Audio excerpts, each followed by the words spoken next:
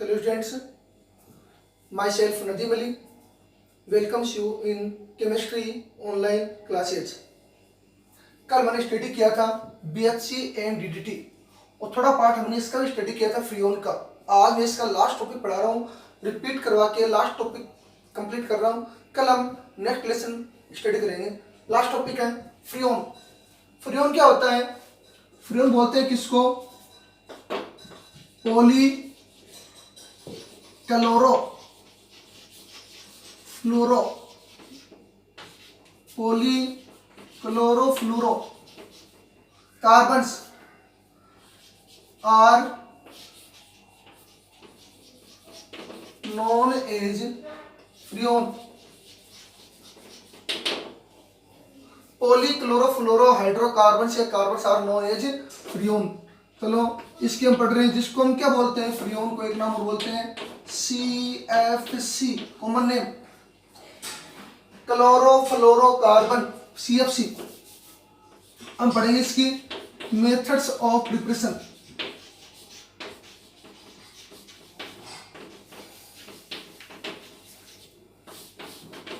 Revise करा रहा हूं, देखना ढंग से।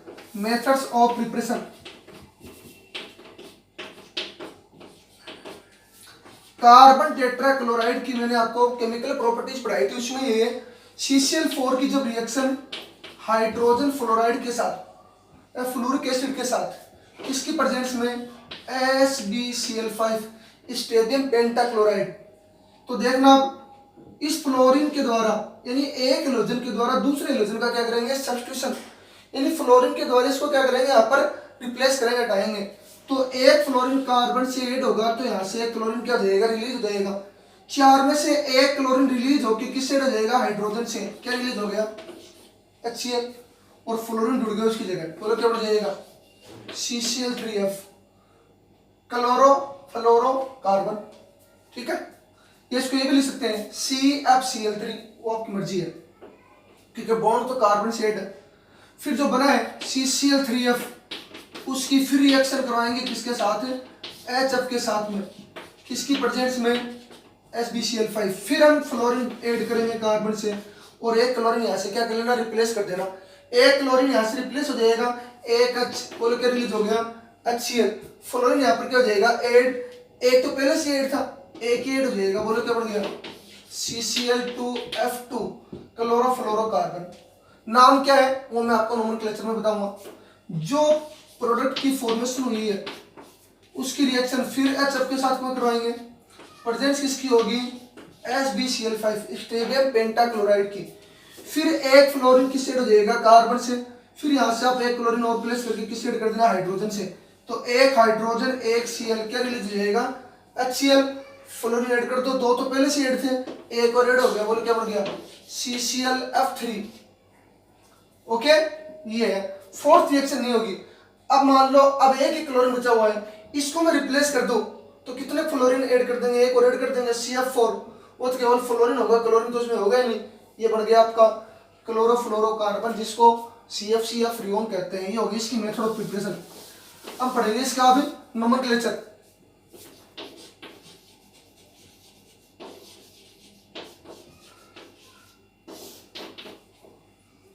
ठीक है, फ्रीऑन का nomenclature.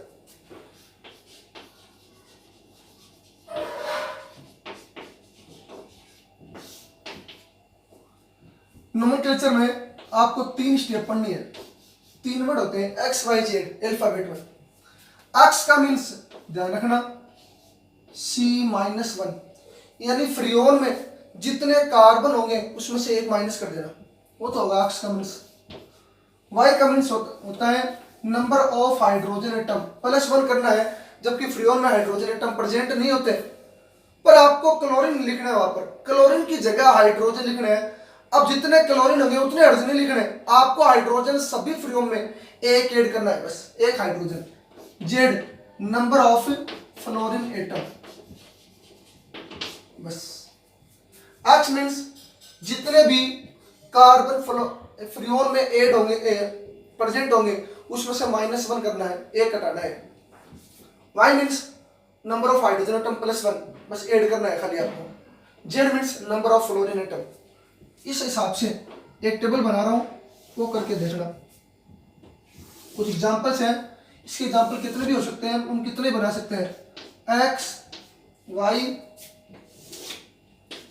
Z, name of Freon,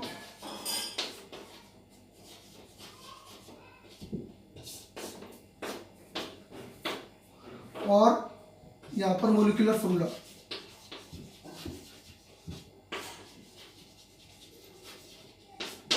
molecular formula. एक बात और ध्यान रखना, जो आपको नोट्स दिए गए थे उसमें टेबल किसी स्टूडेंट के द्वारा गलत लिखी गई है, वहां पर एक्स और वाई की वैल्यू में थोड़ी सी मिसप्रिंट है, गड़बड़ है, तो आप यहां से वीडियो से ये टेबल उतार लेना, ठीक है। मोलिकुलर फॉर्मूला ये बाद में।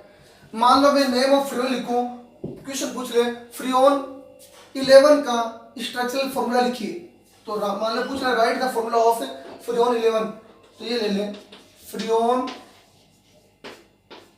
11। इसका आपको मोलिकुलर फॉर्मूला लिखना है, एक्स वाई जेड की वैल्यू लिखनी है। जब भी किसी फ्रियोन का मोलिकुलर फॉर्मूला लिखो तो इसमें आपको एग्जांपल याद रखना है, बाकी सारे एग्जांपल सेम टू सेम है। पीछे से स्टार्ट करना, वैल्यू 11 के आगे क्या लिख सकते हैं 0, क्योंकि हमारे पास कितनी है 3 अल्फाबेट है, एक्स वाई और जेड, हमें 3 नंबर चाहिए। 3 नंबर 2 दिए हुए थे, एक 0 आगे लगा देंगे, पीछे मत लगा देना, 110 हो जाएगा, आगे लगाना है। पीछे से स्टार्ट करेंगे। ये 1 नंबर किसका है जेड 1, इसका मतलब फ्लोरीन कितना उसमें 1, फ्लोरीन कितना होगा 1 होगा जेड से, तो फ्लोरीन 1, क्योंकि ये तो हो जाएगा जेड, ये हो जाएगा वाई, ये हो जाएगा X. Y means number of hydrogen atom, CCL मतलब फ्रियोन में हाइड्रोजन एटम वैसे प्रेजेंट होते ही नहीं है, बस क्लोरीन की जगह आपको लेना है, केवल एक ही हाइड्रोजन लेना है, ध्यान रखना। तो वाई का मीन्स हो गया 1, 1।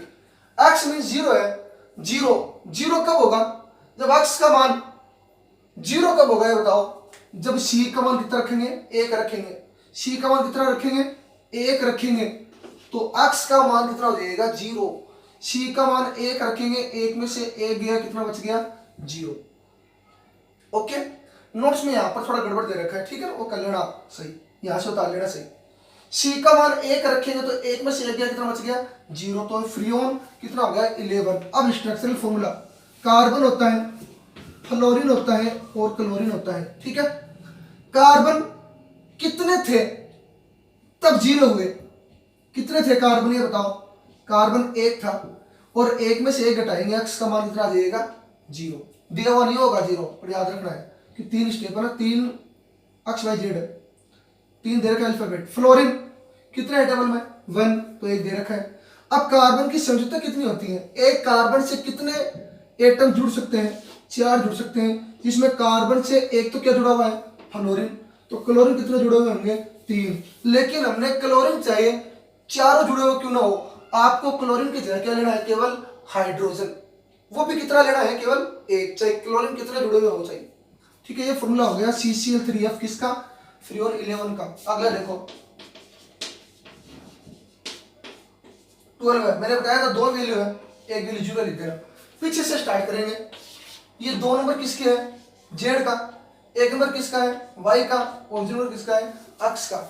जेड मीन्स फ्लोरीन एटम, कितना फ्लोरीन है 2, Y means number of hydrogen कितना है 1, जबकि होता नहीं उसमें, मैं बता दिया, हमने बार बार रिपीट नहीं करूंगा बात को। एक्स का मीन्स 0, एक्स 0 कब होगा जब कार्बन का मान कितना होगा 1 में से 1 गया, कितना बच जाएगा 0, फ्रियोन 12, तो C1 0 कभी होगा जब 1 लेंगे, 1 में से 1 गया 0। फ्लोरीन कितने है बताओ आप, फ्लोरीन कितने इसमें 2, तो क्लोरीन कितना हो जाएंगे 2, क्योंकि एक कार्बन की संख्या कितनी होती है 4, जिसमें से हमने पहले आपको फ्लोरीन देखना है कितने 2, बाकी 2 क्लोरीन जोड़ देना, क्या हो गया क्लोरो फ्लोरोकार्बन CCl2F2। फिर फ्रियोन 13 भी लिख सकते हो आप, फ्रियोन 14 भी लिख सकते हो, फ्रियोन 14 गलत हो जाएगा, 14 नहीं होगा, फ्रियोन 13 हो सकता है। ओके, अब फ्रियोन 112 का लिख के बताओ क्या होगा। 112 में 2 किसकी वैल्यू है जेड की, 1 किसकी वाई की, और ये किसकी एक्स की। जेड की वैल्यू 2, ठीक है, वाई की वैल्यू 1 वाई की वैल्यू एक कब होगी, हाइड्रोजन के लिए लेना आपको एक, ठीक है, चाहे क्लोरीन हो आपको हाइड्रोजन के लिए लेना है, क्लोरीन की जगह हाइड्रोजन, क्लोरीन कितने हो, केवल एक हाइड्रोजन लेना है। अक्स की वैल्यू एक कब होगी ये बताओ, अक्स की वैल्यू एक कब होगी, जब कार्बन का मान 2 होगा, 2 में से एक घटाएंगे तब अक्स की वैल्यू कितनी हो जाएगी, एक। अब देखो ClF, फ्लोरीन कितना है 2, ठीक है, कार्बन कितना है, कार्बन एक नहीं है, यहाँ पर कार्बन एक नहीं है, कार्बन कितने हैं 2, 2 में से घटाया तब एक हुआ, वैसे कार्बन है कितने ये बताओ,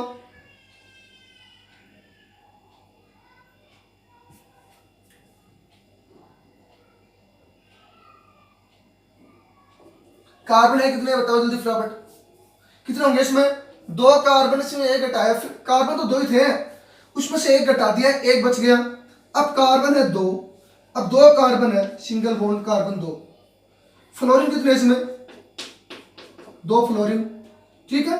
इस कार्बन की वैलेंसी देखो 1 2 3, यहां पर कितने क्लोरीन जोड़ देंगे आप बताओ, कितने जुड़ सकते हैं इसमें, ये बताओ, इसमें ऊपर वाले में नीचे वाले में देखना ढंग से, 112 है कि केवल 12 था, एक कब होगा कार्बन, अक्स का मान एक कब होगा, जब कार्बन हम कितने लेंगे 2, 2 में से एक गया, एक बच गया, ठीक है। अब स्ट्रक्चर बना रहा हूँ, स्ट्रक्चर बनाने में थोड़ी सी प्रॉब्लम आ सकती है आपको, तो मैं आपको यहाँ पर बना के दे रहा हूँ, देखना, इसमें कार्बन है, कितने कार्बन है 2 लिए तब एक आया उत्तर, 2 लिया तब एक, एक कार्बन से, दोनों कार्बन से एक एक फ्लोरीन जोड़ दे, क्योंकि फ्लोरीन तो अपने पास कितने हैं 2 है, हाइड्रोजन लेना नहीं है, वो केवल आपको इसमें लिखना है, इसमें नहीं लेना है, क्लोरीन लेना है।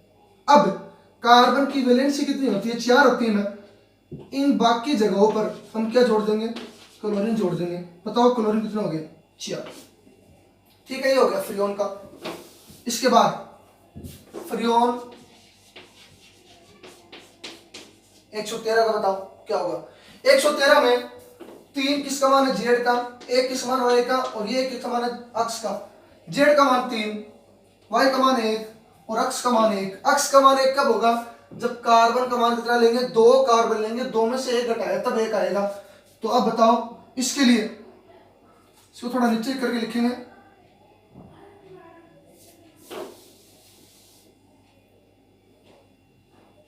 CCl2F2 112 हो गया 2, C2 सॉरी गलत हो रहा है थोड़ा,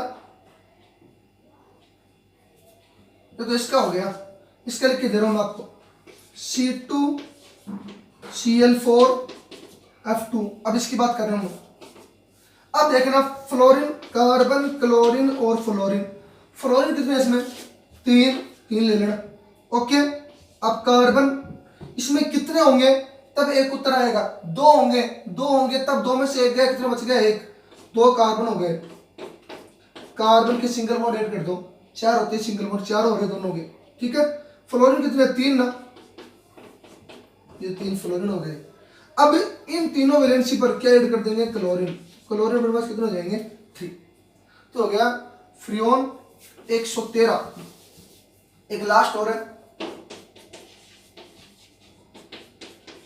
फ्रियोन 114, 114 में 4 किसका होगा, फ्लोरीन का मान, क्योंकि फ्लोरीन है जेड लास्ट की वैल्यू, एक किसका होगा हाइड्रोजन, जबकि लेना नहीं आपको, उसमें लेना है केवल, और पहली वाली वैल्यू एक कब होगी, जब कार्बन का मान कितना होगा 2, 2 में से एक घटाएंगे तब एक होगा, तो CClF, अब कितने इसमें 4, कार्बन कितने 2, 2 में से एक गया, एक बच गया, तो कितने Cl बचेंगे 2 बचेंगे, C2Cl2F4, ये हो गया फ्लोरीन का नोमेनक्लेचर। अब इसके बाद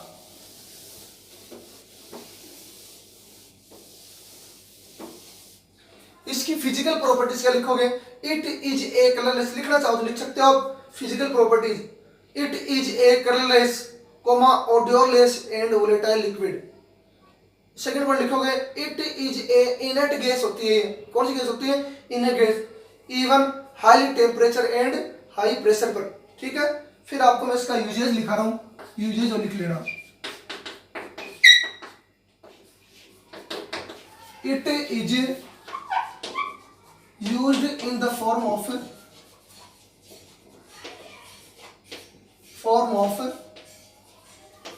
inert solvent, अक्रिय विलायक के रूप में इसको क्या करते हैं, यूज करते हैं। They are used as, they are used as, used as in the form of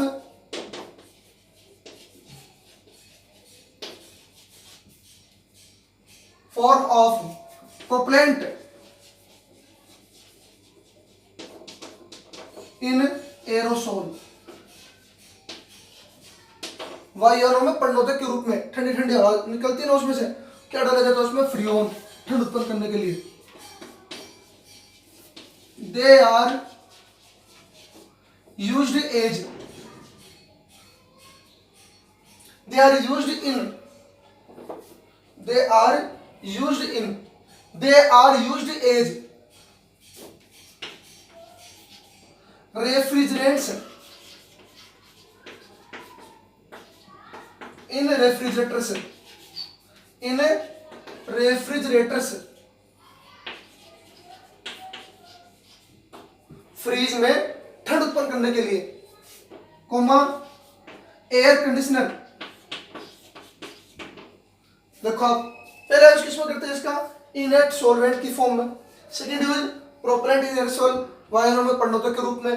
they are used as refrigerants in refrigerators, fridge में, रेफ्रिजरेटर्स में ठंड को उत्पन्न करने के लिए, ताकि कोई भी हम सामान रखें फ्रिज में वो ठंडा है, ठंडा हो जाए, मतलब खराब ना हो। क्या होता है उसमें, फ्रीऑन गैस होती है, डाली जाती है, उसमें भरी जाती है। They are used as refrigerants in refrigerators, air conditioner, AC में ठंड उत्पन्न करने के लिए कौन सी गैस डाली जाती है, फ्रीऑन।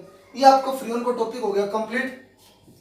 अब नेक्स्ट टॉपिक होगा आपका, नया लेसन स्टार्ट करवाऊंगा कल से, लेकिन अभी इसके बाद में दो टॉपिक और इसके। Environmental impact of freon theory है, वो आप पढ़ लेना, स्टडी कर लेना, ज़्यादा कोई हार्ड नहीं है, ये कोई 5-6 लाइन है। उसके बाद में environmental impact of DDT and BSc, उसका क्या प्रभाव पड़ता है वो भी आप पढ़ लेना। ज़्यादा दवा छिड़कते हैं तो क्या इन्वायरमेंट पर क्या इफेक्ट पड़ेगा वो आप स्टडी कर लेना।